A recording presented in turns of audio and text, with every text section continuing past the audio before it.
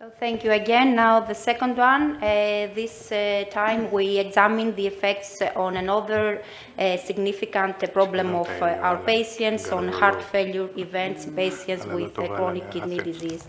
So again, RAS blockers were shown to reduce the risk for heart failure hospitalization in patients with hypertension, in patients with heart failure and reduced ejection fraction, but not in patients with chronic kidney disease, as you can see here, the results from this pooled analysis. And therefore, we have no evidence to provide specific treatment recommendations for the prevention of heart failure events in patients with chronic kidney disease.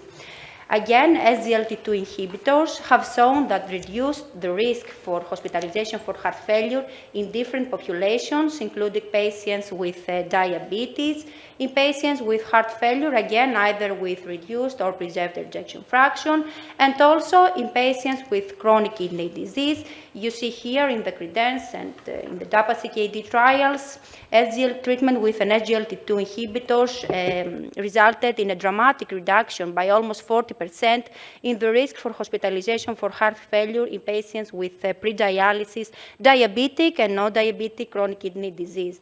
So we perform an updated meta-analysis in order to explore the overall effect of these agents on heart failure events in patients with CKD and also across the different subgroups defined by the baseline eGFR levels.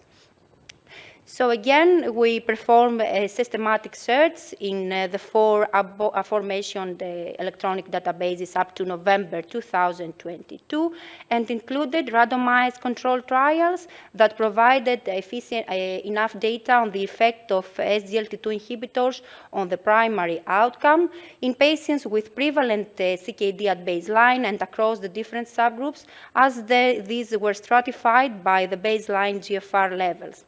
The primary outcome was the hospitalization for heart failure or an urgent visit for worsening for heart failure in patients with CKD.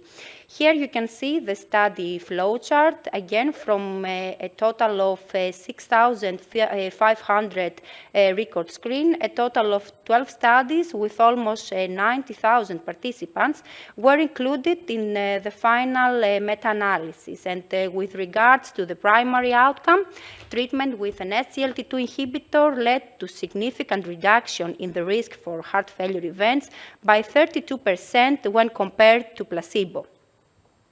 This effect was again independent of the agent used. As you can see here, this subgroup analysis according to the different types of SGLT2 inhibitors used showed that there were no between group differences in the treatment, in the significant treatment effect of this agent. Again, here you see the subgroup analysis according to the baseline GFR levels. A reduction in the heart failure effects were similar between the patients with eGFR higher and eGFR lower than 60 ml per minute, although this magnitude were higher for patients with CGFR lower than 60 ml per minute.